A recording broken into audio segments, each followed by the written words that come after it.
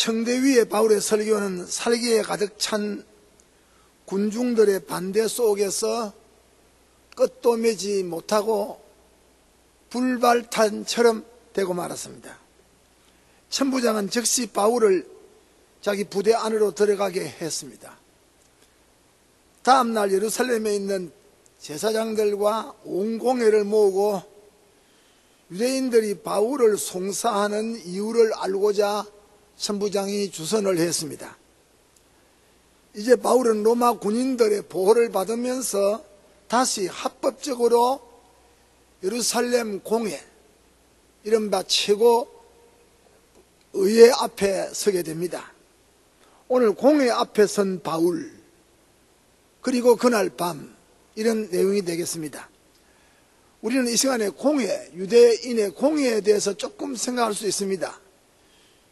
이 공회의 기원은 유대인의 최고 재판소가 되는데 로마 통치 아래 종교단체나 민족으로서의 어느 정도 자치권을 가지게 되는 기관입니다. 유대인들은 이 공회를 대심판소라고도 불렀습니다. 헬란말로 시네드리온, 해당은 시나고게 이러지요. 시네드리온, 아람어로 산헤드린, 그렇게 이름을 불렀습니다. 이것은 페르시아 시대부터 시작되었습니다. 창설 당초에는 원로원이라고 사도행전 5장에 나옵니다. 불렀습니다. 헤로드 왕 때 산헤드린이라고 부르게 되었습니다. 산헤드린 공회, 이래 됩니다. 이 공회의 구성원은 구약의 장로 제도를 따라서 70인으로 정해졌다. 민수기 11장에 나옵니다. 주로 바리새인, 종교적 중심 인물들입니다. 그리고 소수의 사두개인, 정치적인 중심 인물들입니다. 이 바리새인 장로들과 사두개인 장로들로 구성이 되었습니다. 복음서에 우리가 자주 보게 됩니다. 이 공회의 의장은 그 해의 대제사장이 맡게 됩니다. 대제사장은 주민들에게 존경과 신뢰의 대상이 되었습니다. 그러나 이 직함이, 대제사장에 관한 직함이 로마 통치와 밀접한 관계를 맺지 않고는 안 되는 정치적인 성격까지 띠고 있었기 때문에 대제사장은 큰 정치적 세력과 종교적 세력을 아울러 가지게 됨에 따라 자연히 백성 앞에 군림하게 되고 또 부패하게 되었습니다. 산헤드린 공회법은 유대 종교에 있어서 최고의 법기관입니다. 또 법 집행에 필요한 관속을 그 아래 두고 죄인을 잡아서 심판하고 처리하게 됩니다. 예수님의 재판도 이 율법에 따르는 한 합법적이었습니다.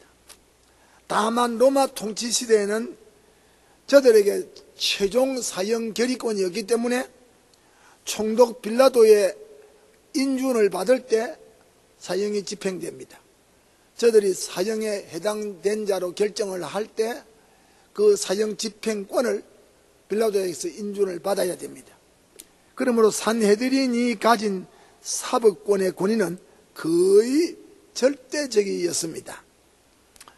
산헤드린의 행정 사무 가운데 가장 큰 일은 유대 백성들에게 각종 세금을 징수해서 로마 제국에 상납을 하는 일이었습니다. 그래서 산헤드린은 세금 청부인, 곧 세리 앞에 세웠던 것입니다. 세금 청부인을 세리들에게 맡겨서 저들의 심부름을 하게 했습니다. 바로 우리 주님 예수님이 이러한 산헤드린 공회에 끌려가서 신문을 받았습니다. 또 재판을 받았습니다. 결국 저들은 예수님을 사형에 해당한 자로 결의하여 총독 빌라도에게 결재를 요청하게 된 것입니다. 초대 예루살렘 교회를 박해하던 저 유명한 핍박의 정체가 바로 이 산헤드린 공회로서 사도들을 박해하고 교회를 박해하고 심지어 지도자 베드로와 요한을 옥에 가두고 야고보를 칼로 쳐 죽이는 이런 무서운 권세를 자행했던 단체올시다. 더욱이 서대반 집사를 정죄하여 돌로 쳐 죽였던 최악의 살인단체가 바로 이 산헤드린 공회였습니다. 그때 사울 자신도 그 일의 증인이 되었다 그랬습니다. 바로 이러한 공회 앞에 바울이 서게 되었습니다. 이 이런 로마 천부장이 유대인들이 바울을 향한 그 송사의 진위를 알기 위해서, 왜 유대인들이 폭동에 가까운 이런 소란을 일으키면서 바울을 죽이려고 했는가? 이것이 정치적인가 종교적인가 반로마 정부적인가? 이것을 알기 위해서 천부장이 군인을 보내어서 바울의 신변을 보호하게 하면서 공회를 소집하게 되었고, 그 공회 앞에 주의 종 바울이 합법적으로 신변 보호를 받으면서 이제 질서 속에서 서게 된 것입니다. 우리는 둘째로 공회 앞에 선 바울을 봅니다. 먼저 주목했다. 바울이 공회를 주목했다. 23장 1절에 바울이 공회를 주목하여 가로되 그랬습니다. 이게 주목하다 하는 말은 힘있게 쳐다본다, 직시하다, 꿰뚫다, 아주 그런 내용, 꿰뚫는다, 공회를 꿰뚫고 쳐다본다. 바울이 이렇게 유대 최고 기관인 공회를 향하여 주목하게 된 것은 바울 자신에게는 부끄러움이 없는 양심의 사람이다. 나는 부끄러움이 없다. 나는 너희 앞에 설 아무런 법적인 하자가 없다 하는 그런 태도 표시가 되고, 둘째로 공회원들을 향한 불타는 전도열 때문입니다. 또 주어진 기회를 선용해서 바울이 지혜로운 복음 전도자의 소임을 다하기 위해서 공회의 상황을 예의주시했다 이리 됩니다. 그 다음 범사의 양심을 따라 나는 하나님을 섬겼다. 공회 앞에서 23장 1절에 여러분 형제들아, 오늘날까지 내가 범사의 양심을 따라 하나님을 섬겼노라고 했습니다. 이 말은 내가 선한 양심대로 하나님을 섬겼다는 뜻입니다. 그러므로 이 말은 나는 중생받은 양심을 가지고 하나님을 섬겨오는데, 왜 당신들은 내가 하나님을 사랑하지 아니하는 자로, 아니 하나님을 모독하는 사람으로, 신성 모독죄를 범하는 사람으로 그렇게 나를 여기느냐, 그렇게 나를 취급하느냐 하는 내용입니다. 이러한 바울의 말이 끝나자마자 공의의 이장이었던 아나니아가 바울 곁에 있는 사람을 시켜서 저놈 입을 때리쳐라고 명령을 했습니다. 2절에 그는 거룩한 종교행정 집행자로서 바울에게 뺨을 치도록 폭력을 명했습니다. 이때 바울은 해치란 담이여 하나님이 너를 치시리로다 하고 응수했습니다. 3절에 도전했습니다. 잘못된 율법 선생 노릇을 하고 있는 부패한 종교 지도자들을 지금 책망한 것입니다. 참으로 날카로운 격전의 한판이었습니다. 이때 바울 곁에 선 사람이 너가 감히 하나님의 제사장을 욕하느냐 하고 소리를 질렀습니다. 4절에 이때 바울은 그가 하나님의 제사장이란 말을 듣고 백성의 관원을 비방하지 말라고 하는 성경을 쫓아서, 아, 너가 하나님의 제사장이냐 당신이? 하나님의 제사장을 비방하지 말라고 하는 성경이 있지 아니하냐? 그랬으면 내가 참 잘못했노라고. 당신이 하나님의 제사장인 줄 내가 잘 몰랐다고 사과를 했습니다. 해명을 했습니다. 바울이 또 말합니다. 자기는 나는 죽은 자의 소망, 다시 말하면 사람이 죽은 다음에 다시 살아난다고 하는 부활 소망 때문에 오늘 너희 앞에 서서 신문을 받는다 라고 이제 핵심을 표현합니다. 6절에 바울이 그 한 부분은 사두개인이요 한 부분은 바리새인인 줄 알고 공회에서 외쳐가로되 여러분 형제들아, 나는 바리새인이요 또 바리새인의 아들이라. 죽은 자의 소망 곧 부활을 인하여 내가 신문을 받노라 라고 제의했습니다. 당시에 바리새인과 사두개파는 신앙 성향과 정치성에 있어서 완전히 따로 놀는 대립 상태에 있을 때입니다. 사두개파는 유대인 당파들 중에 하나로서 소수당이었습니다. 그 당파는 다윗 시대의 제사장이었던 사독의 뒤를 이어 내려온 그런 정치적인 단체입니다. 사두개인들은 구약을 믿는다고 하지만은 각자 자기 마음대로 해석합니다. 또 부활과 내세의 영혼을 부인합니다. 천사의 존재를 부인합니다.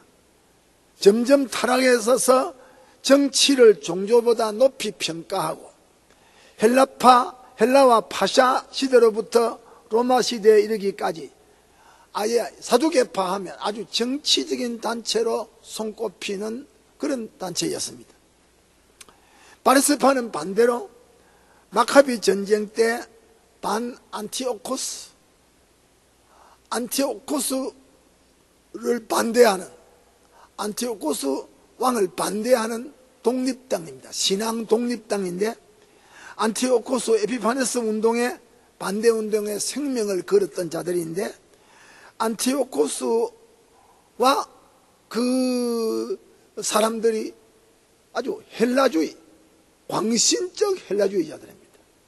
그래서 유대교를 잔멸하고 안식일을 없애고 율법을 파하고 명제를 파하고, 여러분 예루살렘 성전에 돼지피를 바르고 그 성전 앞에 여러분 헬라에서 가져온 주피터 신전을 세우고 유대인들을 죽이던 이런 그런 강한 신앙의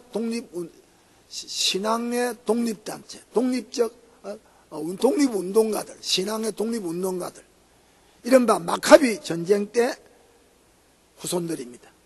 바리새라는 이 말은 대제사장이 하이카누스 시대, 대제사장 하이카누스 시대에 정식으로 사용됐는데, 바리새라는 단어가 사두개파는 정반대로 부활을 믿습니다.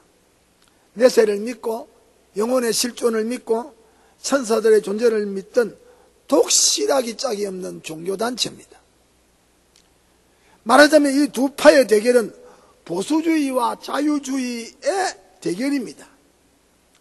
저들은 예수 시대나 초기 예루살렘 교회 박해 시대에도 항상 예수를 반대하고 주님의 부활의 도 전함을 반대하는 데는 일치하면서도 또 다른 일에 가서는 하늘과 땅처럼 저들은 이견을 달리하고 대립해서 오던 두 단체입니다. 이러한 두 파의 배경을 누구보다도 익히 잘 알고 있는 바울은 나는 죽은 자의 부활 소망 때문에 나는 너희 앞에 지금 신문을 받고 있다. 부활 문제로 바리새인과 사두개인들을 바울이 지금 불을 붙여놓은 셈이 됩니다. 싸움을 붙여놓은 셈이 됩니다. 마침내 이 바울의 말, 죽은 자의 소망, 나는 부활의 소망 때문에, 부활 소망을 믿는 일 때문에 내가 너희 앞에 신문을 받는다고 하는 이 발언 때문에 그 산헤드린 공회가 두 파로, 바리새와 사두개파로 쫙 그 시간에 갈라져 버렸습니다. 다툼이 생기기 시작했다. 23장 7절에 바울의 말에 대하여 바리새인은 옳다 하고 사두개인은 틀렸다고 했습니다. 큰 소란이 일어났다. 헌화가 일어났다. 바리새인 중에 바울을 지지하고 나오면서 우리가 이 사람을 보니 악한 것이 없다. 혹 영이나 천사가 저에게 나타나서 실제로 말했으면 우리가 어찌하겠느냐 하고 오히려 바리새인, 절대 바리새파들은 오히려 바울을 두둔하는 것처럼 나타났습니다. 그 결과 23장 10절에 분쟁이 일어났다. 마침내 공회장은 바리새인과 사두개인 간의 큰 다툼과 소란과 분쟁의 전쟁터로 변하고 말았습니다. 이때 천부장은 바울이 두 파 가운데 찢겨질까 하여 군사를 명하여 무리 가운데서 바울을 다시 빼앗아가지고 영문으로 옮겨놓고 말았습니다. 그 싸움판에 바울을 뽑아냈습니다. 천부장은 산헤드린 공회 앞에서 바울에 대한 아무런 범죄적 단서를 찾지를 못했습니다. 다만 그는 하나님의 종 바울을 보호하는 천부장은 군인은 그에게서 하는 일이 공회 앞에서 주의 종 바울의 신변을 보호하는 하나님의 심부름을 맡은 자 역할을 했을 따름입니다. 섭리의 도구였습니다. 이렇게 산헤드린 공회는 갈라지고 천부장이 바울을 싸움터에서 뽑아서 다시 영문 감옥으로 옮겨놓고 말았습니다. 산헤드린 공회에서 바울에 대한 아무런 범죄 단서를 찾지를 못했습니다. 그날 밤에 바울은 로마 부대의 감옥에서 놀라운 환상, 주님의 방문을 받게 됩니다. 참으로 시끄러웠던 예루살렘 공회의 한 날이 바울에게 지나갔습니다. 바울은 다시 로마 부대 안으로 들어오게 되고 로마 부대의 영내에서 부대 감옥에서 하룻밤을 지나게 됩니다. 그날 밤에 성경에 주께서 바울 곁에 나타났다. 반가운 소식입니다. 그리고 바울 곁에 서서 보호자처럼 서서 그에게 세계 선교의 새 비전을 주시고 바울을 격려했다. 11절에 그렇게 말했습니다. 그날 밤에 산헤드린 공회가 끝나고 예루살렘에 있는 로마 부대의 영문 부대 안에 있는 감옥에 주님이 바울을 신방하러 오셨습니다. 곁에 섰다. 가까이 곁에 섰다. 오셔서 담대하라고 격려했습니다. 11절에 그날 밤에 주께서 바울에게 서서 곁에 서서 이르시되 담대하라. 이것은 바울을 격려하고 위로하는 주님의 음성입니다. 너가 로마에서도 나를 증거해야 할 것이다. 새로운 선교 메시지입니다. 내가 예루살렘에서 나의 일을 증거한 것 같이 로마에서도 증거하여야 하리라. 11절 하반절에 기막힌 선교 메시지가 왔습니다. 정말 놀라운 밤입니다. 감격적인 밤이 아닙니까? 새로운 용기와 희망이 설레이는 밤입니다. 그가 전에 고린도에서 전도하다가 위기를 만났던 어느 밤에도 주님이 환상 중에 나타나서 바울아 두려워하지 말라. 잠잠하지 말고 말하라.